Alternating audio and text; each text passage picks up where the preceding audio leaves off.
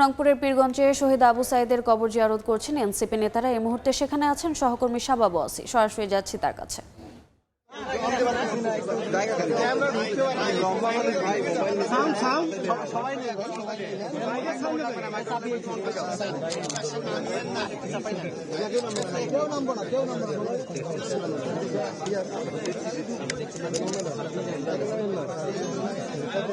আবু সাইদের পৈতৃক বাড়ি এই মাত্রই কিন্তু এখানে উপস্থিত হয়েছে জাতীয় নাগরিক পার্টির নেতৃবৃন্দরা। আপনারা দেখতে পাচ্ছেন যে জাতীয় নাগরিক পার্টির নেতাকর্মীরা শহীদ আবু সাইদের কবরের সামনে আছেন এবং কিছুক্ষণের মধ্যেই কবর জিয়ারত শুরু হবে এবং এই কবর জিয়ারতের মধ্যে দিয়ে মাসব্যাপী এনসিপির যে দেশ গড়তে জুলাই পদযাত্রা কর্মসূচি সেটিরও সূচনা হতে যাচ্ছে।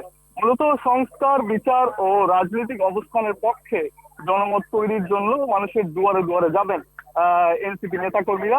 এই কর্মসূচির মাধ্যমে এই প্রত্যাশাই আসলে তারা রাখছেন এবং এই আজকের এই জুলাই প্রথম জুলাই হিসাবে আজকের এই কর্মসূচি এখানে শুরু হয়ে তার পরবর্তীতে কিন্তু নেতাকর্মীরা চলে যাবেন গাইবান্ধা। সেখানে একটি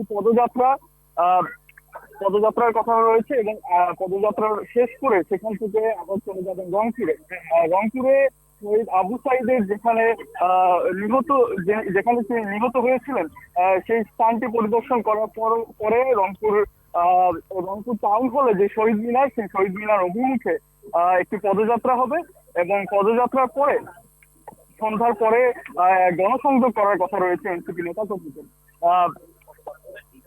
আমরা এই মুহূর্তে যেখানে দাঁড়িয়ে আছি সেটি আবু সাইদের বাড়ির ঠিক সামনে, তার কবরের সামনে আমরা দাঁড়িয়ে আছি এবং আমরা তার পরিবারের সঙ্গে কথা বলেছিলাম। তার পরিবার আমাদেরকে যেটি জানিয়েছেন যে তারা আসলে তারা চাচ্ছেন যে আবু সাইদকে যারা হত্যা করেছিল, যারাই এর সঙ্গে যুক্ত সরাসরি এবং যারা প্রত্যক্ষ পরোক্ষভাবে যারা আবু সাইদের হত্যার সঙ্গে যুক্ত, তাদের যেন বিচারের আওতায় আনা হয় এবং তাদের বিচার তারা দ্রুত দেখতে চান, এই প্রত্যাশাই তারা ব্যক্ত করেছেন আজকে এই প্রথম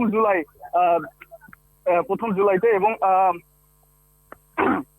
এবং জাতীয় নাগরিক পার্টি আসলে এই কর্মসূচি আজকে শুরু হয়ে কিন্তু চলবে এবং এই কিছুক্ষণের মধ্যেই এই কবর জিয়ারতের মধ্যে দিয়ে এই কর্মসূচি শুরু হতে যাচ্ছে। তো এই ছিল আমার কাছে জাতীয় নাগরিক পার্টির দেশ বলতে জুলাই পদযাত্রা কর্মসূচির সর্বশেষ খবর। সরাসরি যুক্ত ছিলাম রংপুরে।